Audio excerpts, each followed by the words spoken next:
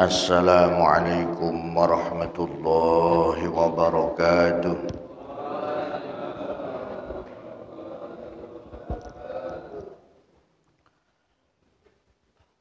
Bismillah, alhamdulillah, wassalatu wassalamu ala sayyidina wa maulana Muhammad Rasulillah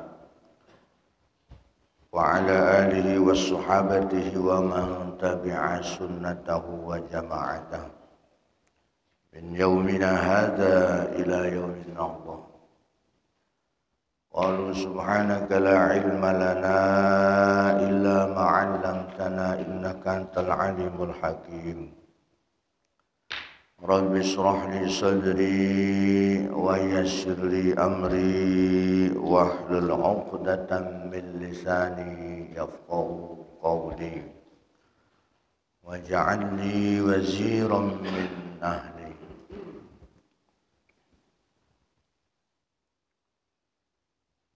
Qala Allah Ta'ala fil Qur'anil Karim wa huwa asdaqul qailin. A'udzu billahi minasy syaithanir rajim. Bismillahirrahmanirrahim.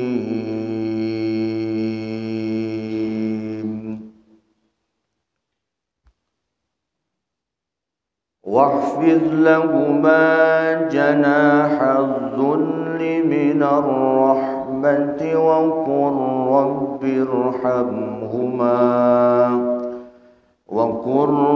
ارحمهما كما ربياني صغيرا. صدق الله العظيم وصدق رسوله. Para jamaah yang saya muliakan dan semoga kita semua diberkahi oleh Allah Subhanahu wa taala. Bil khusus Ketua DKM Masjid Jamal Ikhlas serta seluruh jajaran pengurusnya, semoga senantiasa istiqomah dalam memakmurkan Masjid Jamal Ikhlas, dan kita semua sebagai jamaahnya semoga benar-benar menjadi orang-orang yang ikhlas. Seperti biasa, mari majlis ini kita awali dengan membaca Baqiyatus Shalihat. Semoga Allah senantiasa melembutkan hati kita dan menjauhkan kita dari segala penyakit hati. Subhanallah walhamdulillah ولا إله إلا الله والله أكبر. سبحان الله ولا إله إلا الله والله أكبر. سبحان الله ولا إله إلا الله والله أكبر. سبحان الله ولا إله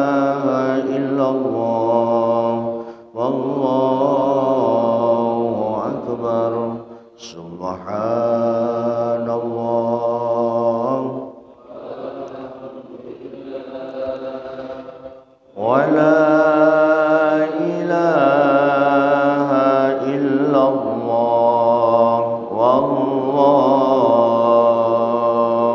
أكبر.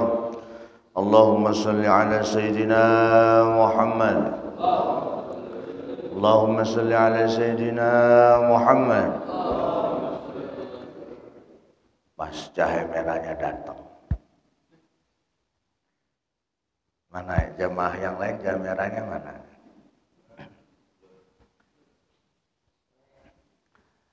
Alhamdulillahirabbil alamin.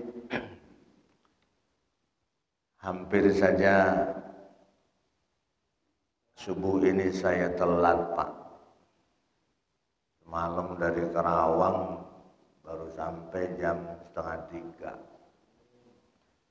Ya, biasa ada kegiatan dakwah di Karawang nyampe 2:30. Saya minta tolong agama istri, ya Allah. Bun bangunin, ada jadwal ngaji di Gerah Prima. Kalau nggak dibangun istri, Pak, bablas saya kesiangan. Maka kita pun alhamdulillah, kalau sering-sering minta dibangunin sama istri, bangunin, Pak, bangunin biar bangun, jangan bangunin yang lainnya, jangan.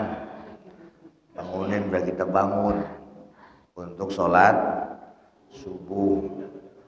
Maka alhamdulillah sedikit masih ngantuk, saya bisa hadir di majelis ini. Ahlan wa sahlan. Silahkan, Pak. Mangga.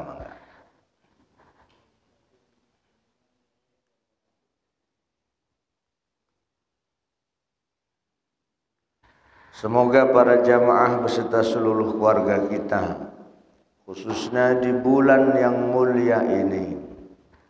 Sekarang bulan apa, Pak? Bulan Agustus. Sekarang bulan Muharram. Sekarang kita di bulan Muharram.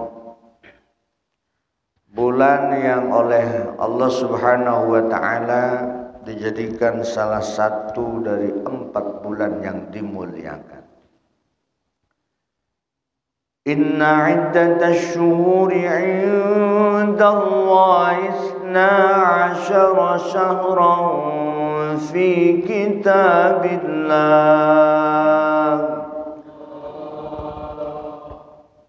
12 bulan yang dijadikan oleh Allah dalam 1 tahun. Minha arba'atun hurum, yang 4 Allah lebih memuliakan berturut-turut: Dzulqa'dah, Dzulhijjah, Muharram. Satu lagi mana, Ustaz? Agak jauh, bulan Rajab. Kenapa bulan-bulan 4 tadi dimuliakan, Pak?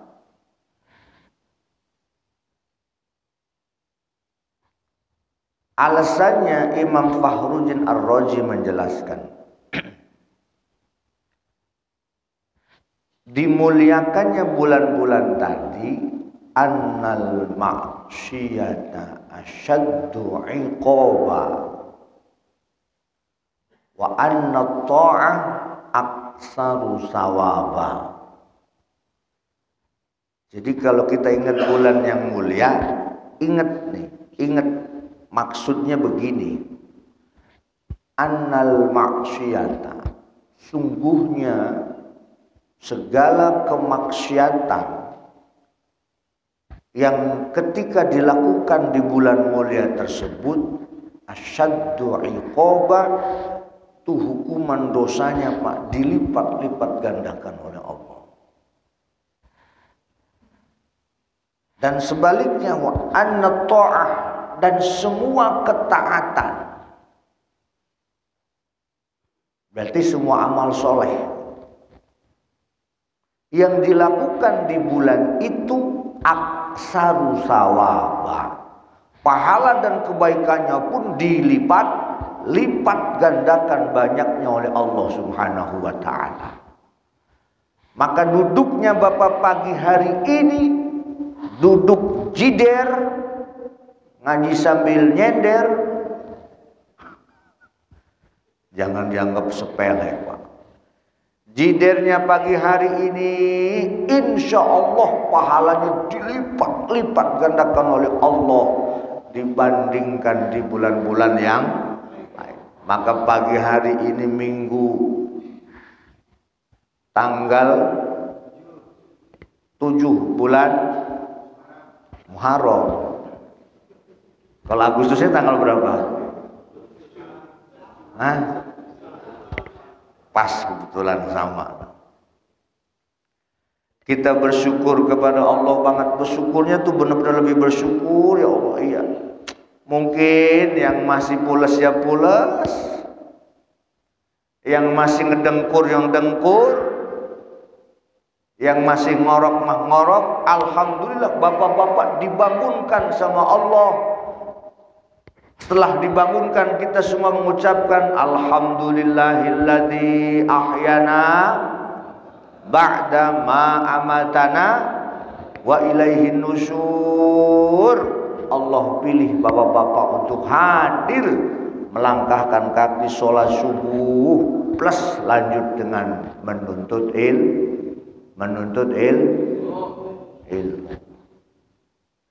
Jadi ini dianggap hari yang istimewa. Dosa dilipat-lipat gandakan, taat pun dilipat-lipat gandakan pahalanya. Maka yuk Pak, mumpung masih awal Muharram. Ngapain kita Ustadz awal Muharram? Kenapa bulan Muharram dijadikan tahun baru Islam? Kan saya yakin sudah pada lupa semua ini. Dulu orang Arab itu nggak punya tahun Pak. Orang Arab nggak punya tahun. Contoh, lahirnya Nabi Muhammad Sallallahu Alaihi Wasallam tahun apa Pak? Gajah. Karena setiap kejadian pada waktu itu oleh tahun Arab dijadiin tahun. Tuh, Nabi Muhammad lahir yang diajarkan nama guru-guru kita 12 Rabiul Awal tahun gajah. Bulan mah ada, Rabiul Awal. Tanggal ada, tahun nggak ada. Nabi Isra Mi'raj tahun apa? Wong katanya nggak ada Ustaz. Iya emang nggak ada. Kita tahu 27 Rajab, tahunnya nggak ada. Maka orang Arab mengatakan Amul Huzni, tahun kesedihan.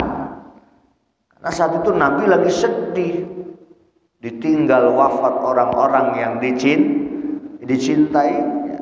Siti Khadijah wafat, kakeknya wafat.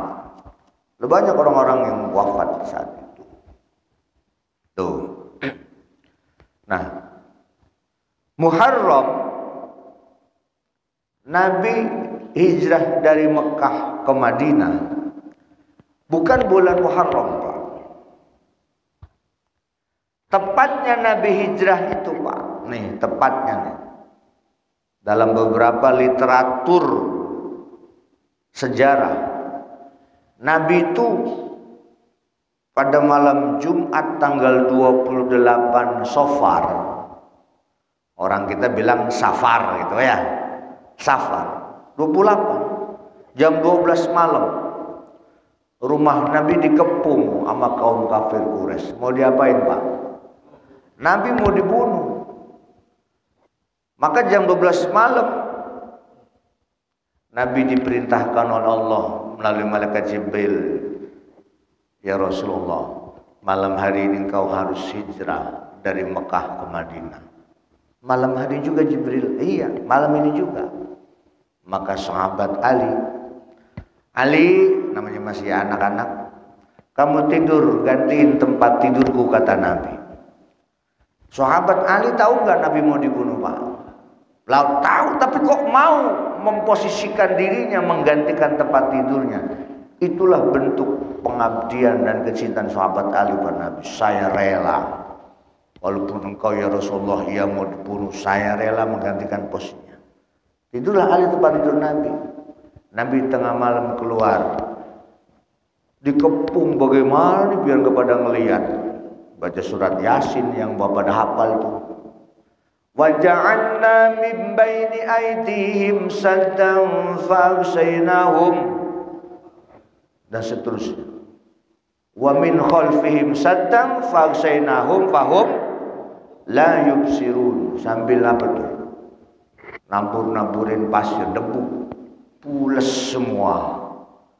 Oh, jadi bapak kalau keluar rumah tuh masuk rumah pengen nggak kelihatan, nah baca ayat tadi tuh. Waja'alna min bainihim saddan wa min khalfihim saddan fa'agsaynahum fahum la yubsirun. Agak mempan kita mah Pak. Kita mah gak mempan.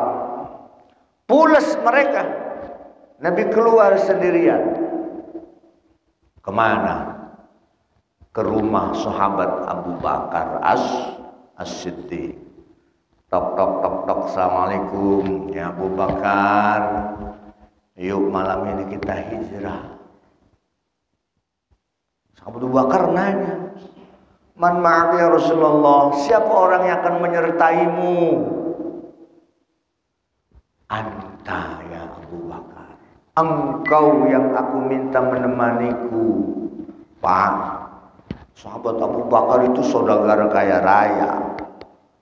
Ibarat toko itu ratusan punya toko, hewan ternak ribuan, tanahnya ratusan hektar. Disuruh hijrah nemenin Nabi dari Mekah ke Madinah. Hijrah itu bukan berarti imigran atau transmigrasi, bukan. Hijrah itu ditinggalkan semuanya. Apakah Abu Bakar kemudian mikir-mikir, aduh ya Rasul, bagaimana hartaku dong? Enggak kayak gitu. Abu Bakar girangnya bukan main. Diajak Nabi nemenin hijrah, girangnya bukan main. Coba kalau Pak Edi begitu. Aduh bagaimana soalnya rumah saya bagaimana ntar, tanah saya bagaimana ntar, ternak saya bagaimana ntar, masih mikir-mikir. Untung aja kita hidup ke zaman itu. Abu Bakar dengan senangnya berangkat ke Madinah. Madinah itu sebelah utara kota Mekah Pak. Ini ke selatan dulu. Kemana ke selatan?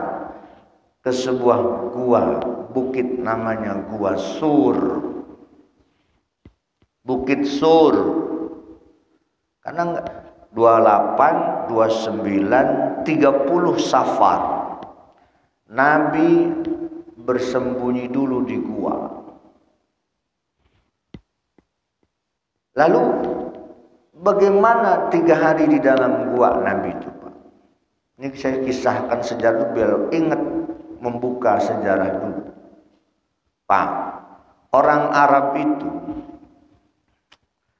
telapak kaki orang tuh kenal Pak. Bapak pengen lihat telapak kaki Nabi sekarang ada di Gedung Juang Tambun. Sampai hari ini nih ada artefak Rasulullah Sallallahu Alaihi Wasallam. Dari mulai tanggal kemarin tuh Jumat, Sabtu, Minggu. Artefak Nabi sekarang ada di Gedung Juang Tambun. Oleh para habaib sedang diberikan kesempatan warga Tambun melihat. Saya melihat telapak kaki Nabi yang sudah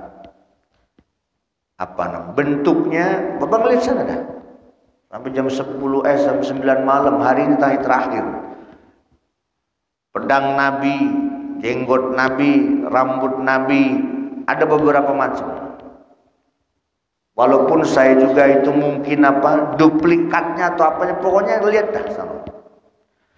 Orang Arab itu Pak, telapak kaki orang tuh kenal. Maka sahabat Abu Bakar dengan Nabi saat mau ke Gua Sur, itu nyuruh anaknya Abu Bakar, kambing-kambing keluarin. Kambing-kambing keluarin. Buat apa, Pak?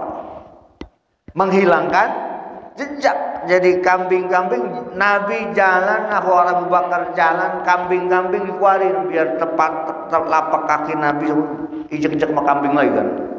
Jadi hilang jejak. Tapi segitu pun, Pak, itu yang tadi tidur saat ngepung Nabi, begitu bangun, Muhammad masih tidur. Masuk rumah, dibuka selimutnya, ternyata sahabat Ali. Nah, ini nih bedanya orang Arab, Pak. Orang Arab kalau benci sama satu orang, ya udah satu orang itu aja yang dia benci. Lalu Sayyidina Ali diapain? Enggak diapa-apain. Bukan. Luli katanya. Mana Muhammad?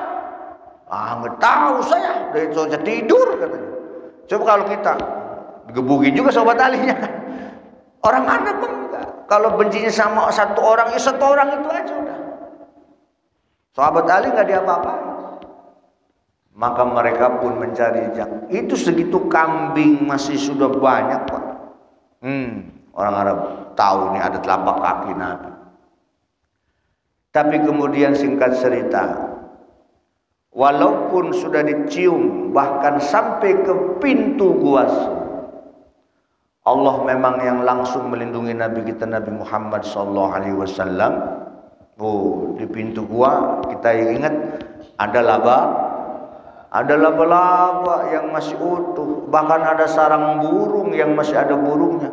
Orang Arab pun otaknya jalan. Kalau bahasa Betawi, ilok Nabi masuk katanya. Orang sarang laba-labanya nggak apa-apa ini, burung masih hidup. Padahal kalau nongol doang kelihatan itu Nabi, Pak, dengan sahabat Abu Bakar. Kalau nongol doang itu. Tapi karena ada laba-laba di depan pintu wasul tadi, kata orang Arab, nggak bakalan Muhammad masuk sini. Tuh, karena Allah yang langsung menjaganya. Maka tepat di tanggal 1 Rabiul Awal, 1 Rabiul Awal, Nabi pun berpamitan kepada kota Makkah. Ya Makkah, engkau adalah bumi yang paling dimuliakan Allah, bumi yang paling dicintai Allah, dan aku pun mencintaimu wahai Mekah. Tapi warganya mengusir kami, mengusirku untuk pergi meninggalkan Mekah. Mekah itu, Pak, semuanya sebab dimuliakan Allah. Ini kalau Bapak mau tahu, hitung harga tanah Mekah. Di Mekah 1 meter saja, Pak, itu kalau diuangkan itu 900 juta 1 meter, Pak. Bapak punya 2 meter aja saudara, Pak. Jadi punya 3 meter aja di Mekah. Tuh, dari segala sudut, dari segala segi, Mekah tuh paling unggul, tanah Mekah itu. Maka di malam 1 Rabiul Awal, pas setelah Nabi meninggalkan Mekah menuju Madinah. Dan perlu diingat nih, Pak, ada peran non-muslim. Ada peran non-muslim dalam peristiwa Nabi dari Mekah ke Madinah. Ngapain tuh non-muslim?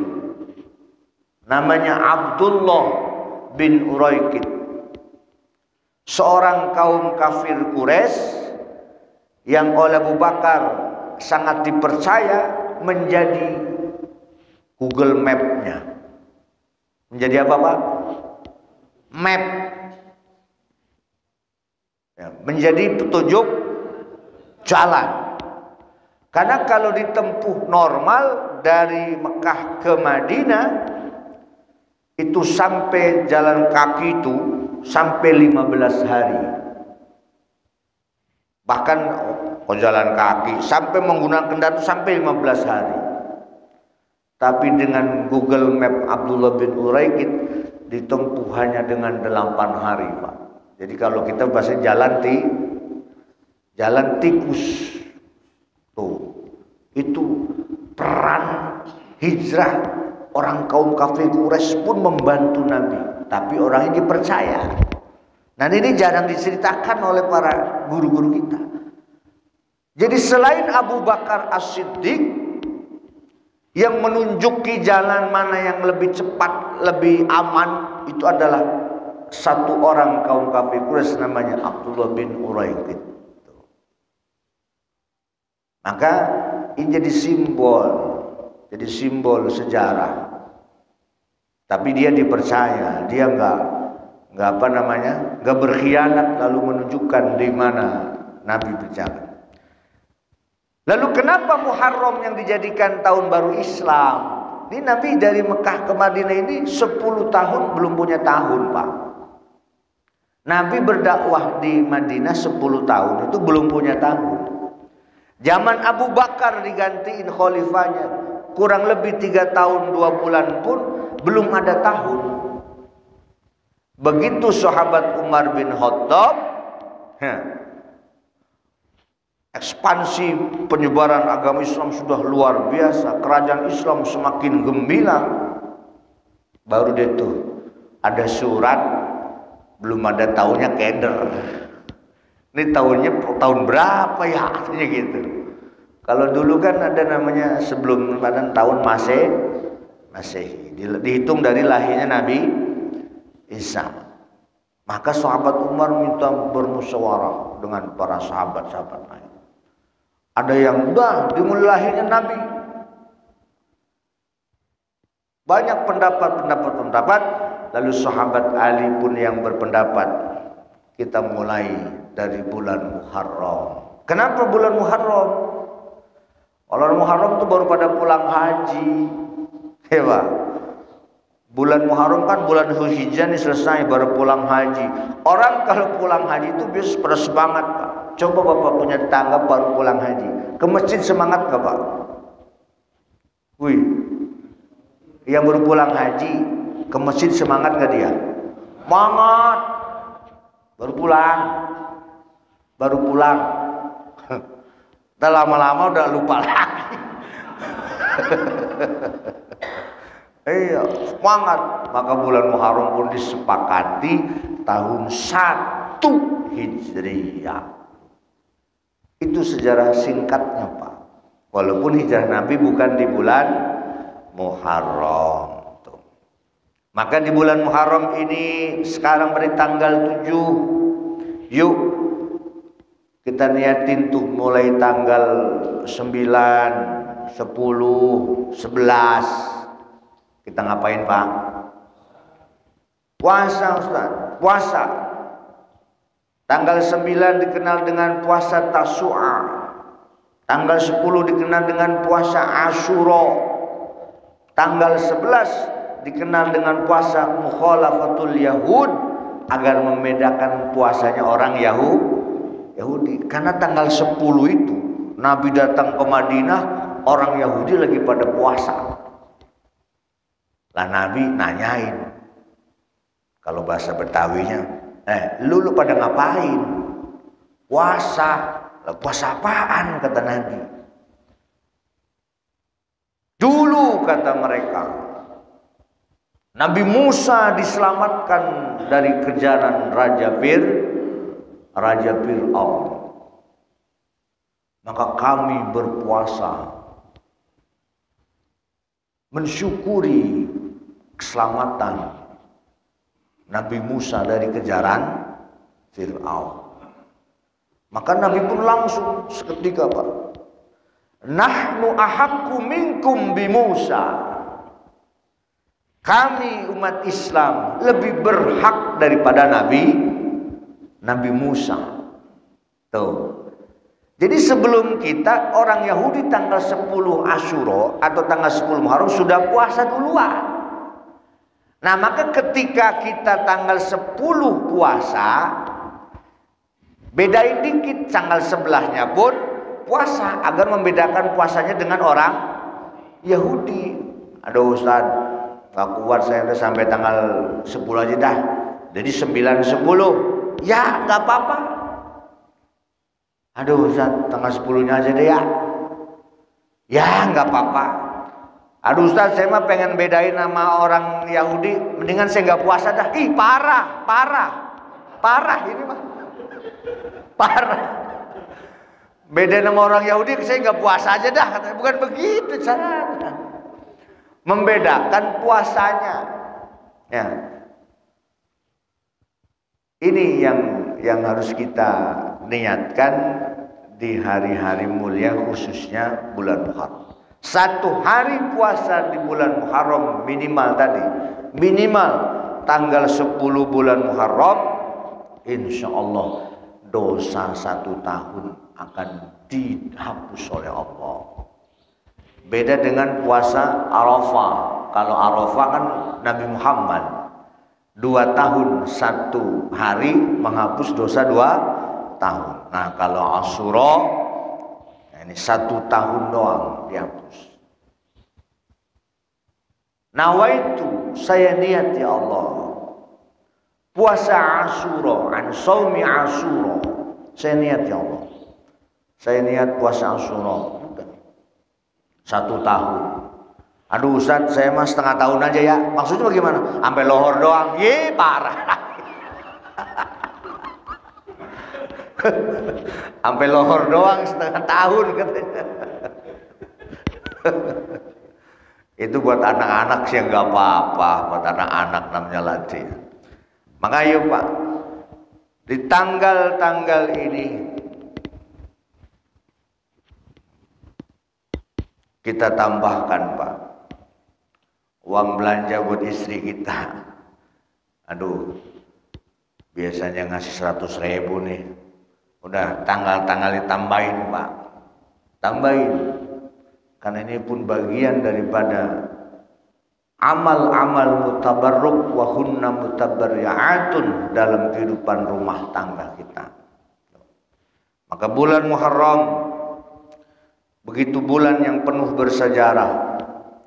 Tanggal 10 itu banyak sejarahnya juga. Para nabi-nabi terdahulu, bukan hanya Nabi Musa, tapi nabi-nabi terdahulu pun ada sejarahnya di tanggal 10 Muharram. Maka sudah kita niatkan itu untuk amal yang paling Allah cintai, yaitu berpuasa. Walaupun ternyata kita tidak sanggup berpuasa, masih banyak amal-amal lain. Yang penting di bulan Muharram jangan disengaja Pak, disengaja berbuat maksiat. Karena tadi di bulan mulia dosanya bakalan dilipat-lipat. Sengaja, apalagi sengaja ninggalin sholat. Aduh, anak-anak kita titip bener Pak. Nah ini bulan mulia, ayah titip ya, awas jangan sengaja kamu ninggalin sholat. Emang kenapa ya? Namanya bulan mulia, dosa dilipat-lipat, pahala pun dilipat-lipat. Bapak amalnya banyak nih, saya yakin amal pahalanya banyak. Tapi ada perbuatan yang seperti api membakar kayu bakar. Habis tuh kayu karena dimakan api. Apa itu Pak? Ketika Bapak ngomongin orang, ketika Bapak gunjingin orang, ketika Bapak hasud sama orang, habis semua amal-amal kita Pak. Udah ngumpulin banyak-banyak. Tapi karena kita gampang banget jelek-jelekin orang, ngomongin orang, amal-amal sholat yang sudah sekian lama dikumpulin, habis seperti kayu bakar dimakan api. Na'udzubillahi min. Maka jaga amal-amal kita selama bulan mulia dengan menjaga tadi tuh, jangan sampai gonjingin orang, apalagi hasud dengki sama orang, jauh-jauhin. Maka majelis ini yang singkat, saya ingin mengisi kajian terusan kitab kita, bahwa bulan lalu kita sudah membahas tentang hak orang tua kepada anak, dan sekarang hak anak kepada orang tua. Babu hakul waladi alal walid, hak anak dari orang tua. Kita semua sekarang jadi orang tua, anak-anak kita punya hak. Apa haknya? Sebagaimana hadis yang diriwayatkan oleh An Abi Hurairah radhiyallahu anhu anna an-nabiy sallallahu alaihi wasallam qala min haqqil waladi 'alal walid salasatu asya. Hak anak kepada orang tua, kata Nabi Muhammad, itu 3. Yang ini harus diberikan kepada anak. Kita ini kan sebagai ayah, ini 3 ini jangan sampai nggak diberikan. Kan ini hak anak. Kalau yang sudah alhamdulillah, yang belum tunaikan. Apa itu? Yang pertama, ayyuhsina ismahu idza wulida. Hendaknya ayyuhsina, memberikan yang baik ismahu, namanya. Nah, sekarang saya tanya, bapak-bapak ngasih nama anak yang baik-baik apa yang asal ceplos aja? Baik Ustaz. Dari mana? Dari Quran. Apa namanya? Tony. Tony. Maksudnya ada kan tuh, a'udzubillahi minasyaitonirrajim. Lah. Tony dari syaitonirrajim. Nama yang baik itu nama yang kategorinya bagaimana? Maknanya baik, artinya baik. Contoh, ini ayah saya nih ngasih nama saya sama kakak adik saya, cukup nama-nama nabi. Saya namanya dikasih sama ayah saya Ismail. Adik saya namanya Ishak. Adik saya lagi Fatimah. Simple nama-nama orang dulu mah, walaupun sekarang karena suruh 3 apa ya? Suruh 3 kata buat apa tuh? Paspor katanya gitu ya. Kalau nama Ismail doang sekarang susah bikin paspor. Harus ada minimal bin kan baru gitu. Nama yang baik itu nama yang arti dan maknanya baik. Terserah mau nama-nama nabi. Sekarang kan saya yakin, nama anak bapak keren-keren ya. Tapi kalau anak bapak dikasih nama yang depannya ada Muhammad, ada Ahmad, kayak anak saya depannya Ahmad semua. Nih punten Pak. Dan berlaku buat nama semua manusia. Menghormati Nabi Muhammad itu, ketika ada nama Nabi Muhammad ditempelkan pada nama anak kita atau tetangga kita, hati-hati kalau anak itu berbuat dosa, jangan sebut nama Nabi Muhammadnya. Contoh nih, di rumah kehilangan, terus yang ngambil anak kita, atau yang jadi maling misalnya salah satu anak kita. Istri kita nanya, siapa yang ngambil uang mama? No, Muhammad. Nggak boleh Pak, nggak boleh. Nama Nabi Muhammad jangan disandarkan pada perbuatan dosa. Siapa yang nyolong duit mama? Tuh si Ahmad tuh. Nah, nggak boleh Pak. Atau di lingkungan kita Pak, ada pemuda mabok, teler. Siapa tuh yang mabuk? No, si Ahmad. Nah, nggak boleh Pak, nggak boleh. Lalu bagaimana? No dia. Begitu. Jangan sebut namanya. Tuh. Jadi bahasa lainnya nama Nabi Muhammad itu sakral. Jangan disandarkan pada perbuatan dosa. Nggak apa-apa kita pakai nama Muhammad Hashim, Ahmad Fakhruddin, Muhammad Syamsuddin, nggak apa-apa. Tapi ketika nama yang disandarkan nama Nabi Muhammad, tidak boleh kita sandarkan pada perbuatan dosa. Begitupun yang perempuan. Saya yakin nama anak bapak bagus-bagus semua. Ya. Tuh. Nomor 1, hak anak kepada orang tua itu ayyuhsina ismahu idza wulida. Memberi nama yang baik. Asal Asal dari Quran dianggap baik belum tentu. Kayak tadi contohnya Tony. Apalagi nama anak bapak, keren di Quran. Apa? Jahannam. Ya Allah, neraka Jahannam jadi nama. Jadi boleh pakai dari Quran tapi maknanya yang pas.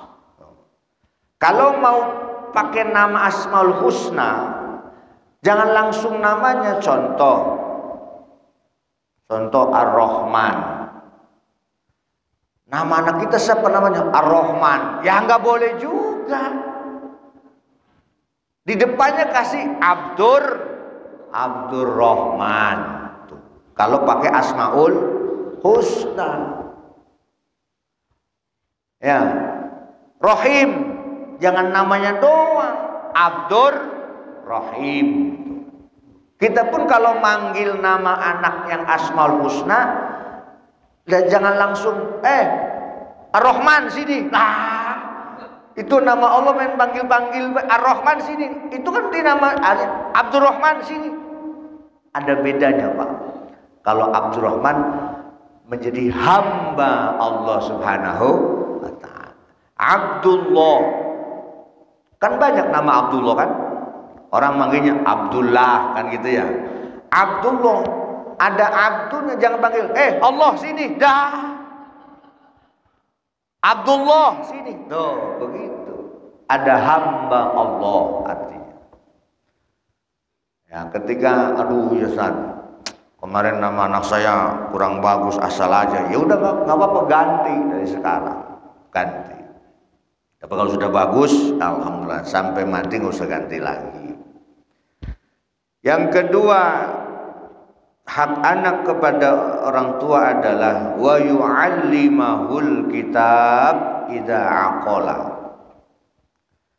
Anak punya hak, Pak, dari kedua orang tuanya diajarkan Al-Qur'an. Alkitab di sini maknanya Al-Qur'an. Idza aqala, ketika sudah akalnya cukup. Berarti sudah apa? Umur berapa kira-kira? Umur 7 tahun ke atas. Tamyiz namanya, usia tamyiz. Saat saya nggak pernah ngajarin anak Quran sendiri, tapi saya titipkan ke guru ngaji, itu termasuk. Ya, itu termasuk. Apalagi bapak dipondokkan anaknya, wah itu lebih termasuk lagi. Yang dimaksud mengajarkan Al-Quran di sini tidak harus langsung, Pak. Bisa anak kita dititipkan karena bapak sibuk kerja, ya nggak sempet dah. Tapi sekali-kali, Pak, sekali-kali cek bacaan Al-Quran anak-anak kita. Cek minimal baca surat-surat pendek, cek. Coba nak, ayah pengen dengar kamu baca surat-surat pendek. Nah, dengerin. Kan ini hak. Kalau tidak diberikan, Pak, awas jangan sampai kita dituntut oleh Allah nanti. Karena nanti di akhirat itu, Pak, ada model 2 anak. Anak yang kecil yang soleh, orang tuanya soleh. Begitu masuk surga, singkat ceritanya, ayo nak, masuk. Kata para malaikat, masuk. Enggak, kata anak, enggak. Masuk? Enggak. Masuk? Enggak. Kenapa? Bapak mana? Jonggol. Nah, bukan. Nanyain bapaknya, Pak. Kenapa anak-anak kecil tadi, Pak, nanyain bapaknya? Karena bapaknya anak kecil yang soleh itu. Insya Allah, kalau bapak punya anak kecil masih belum balik, udah meninggal dunia, Pak, udah itu jelas bapak dicatat sebagai calon penghuni surganya Allah. Karena nasibnya begitu. Lah misalnya bapaknya lagi neraka tadi, Pak, lagi neraka. Ya Allah, ini bocah suruh masuk nyariin bapaknya. Bapaknya di mana? Allah nanya bukan berarti nggak tahu. Sedang memberikan hikmah kehidupan kepada manusia. Di neraka, ya Allah. Ya udah, ambil bapaknya yang neraka, bawa masuk bareng sama anaknya. Tuh. Lah sebaliknya nih, orang tua mau masuk surga, Stop, ntar dulu. Mau kemana? Lah masuk surga. Ntar dulu kata malaikat, main masuk bahaya. No, anakmu di neraka teriak. Anakmu di neraka teriak-teriak, ya Allah, aku dulu tidak pernah diajarkan baca Quran sama ayah saya, gak pernah dididik agama sama ayah saya, sama orang tua saya. Sampai mati saya gak pernah dididik. Lo bapaknya teriak, anaknya teriak. Maka bapaknya masuk neraka. Oh, anak teriak, temenin anak lu di sono. Tuh, Pak, naudzubillahi min. Makanya jangan soleh sendiri kita. Kita pintar baca Quran, anak kita buta huruf Al-Quran. Ini naudzubillahi min dzalik. Nah, kalau nggak sanggup ngajarin dewek, titipin ke guru ngaji. Kalau nitipin guru ngaji, tolong jangan tangan kosong. Ini mah anak udah ngaji 6 bulan belum bayaran. Kata guru ngajinya, ya ini mah pakai strategi dah. Tulis surat ke anak. Nah, baca ya, ntar kasih tahu sama ayah ya. Ya Pak Ustad. Ba fathah ba, ya fathah ya, ro fathah ro, ba ya ro. Iya, di pulang rumah kasih tahu bapaknya. Pak, diajarin anak terus diajarin apa tuh? Bayaro Pak. Nah, bapaknya panu lagu. Sampaikan ke Pak Ustadz ya. Apa tuh? Sin fathah sa, ba fathah ba, ro fathah ro, sabaro. Nah, disuruh sabar 6 bulan gak bayar-bayar. Lagu Ustadznya jadi kesel. Baca lagi, ajarin lagi. Mim fathah ma, ta fathah ta, lam do malu, matalu. Kalau nitipin anak ke guru ngaji, perhatiin itu guru ngajinya. Jangan suruh ikhlas baik, ikhlas. Perhatiin Pak. Sedekah kita buat anak belajar ngaji itu, Masya Allah, sedekah yang luar biasa. Yang terakhir, hak anak kepada orang tua yaitu wa yuzawwijahu idza adroka, menikahkan ketika usianya sudah dewasa. Sini sudah ada yang memantu belum sini? Memantu? Udah, yang belum banyak saya yakin. Nih hak anak Pak, kita nih menikahkan baik laki-laki maupun perempuan. Kalau sudah dewasa kita harus berkewajiban menikahkan kepada calon yang diinginkannya. Tuh. Dan 3 ini mudah-mudahan Allah Subhanahu wa taala menunaikannya dalam kehidupan kita sebagai orang tua, dan orang tua kita yang sudah meninggal dunia pun sudah menunaikannya kepada kita. Maka amal jariah orang tua kita dan kita amal jariah kepada anak kita, insya Allah menjadi amal yang soleh di sisi Allah. Al-Fatihah. A'udzu billahi minasy syaithanir rajim. Bismillahirrahmanirrahim. Alhamdulillahi rabbil alamin. Arrahmanir rahim. Maliki yaumiddin. Iyyaka na'budu wa iyyaka nasta'in. اهدنا الصراط المستقيم صراط الذين أنعمت عليهم غير المغضوب عليهم ولا الضالين. اللهم صل على سيدنا محمد وعلى آل سيدنا محمد. الحمد لله رب العالمين. اللهم زدنا علما نافعا اللهم زدنا علما نافعا وعملا متقبلا برحمتك يا أرحم الراحمين. اللهم اجعلنا وأولادنا من أهل العلم والخير ولا تجعلنا وإياهم من أهل الشر والضير. ربنا آتنا في الدنيا حسنة وفي الآخرة حسنة وقنا عذاب النار. وصلى الله على سيدنا محمد والحمد لله رب العالمين. والله الموفق إلى أقوم الطريق. والسلام عليكم ورحمة الله وبركاته.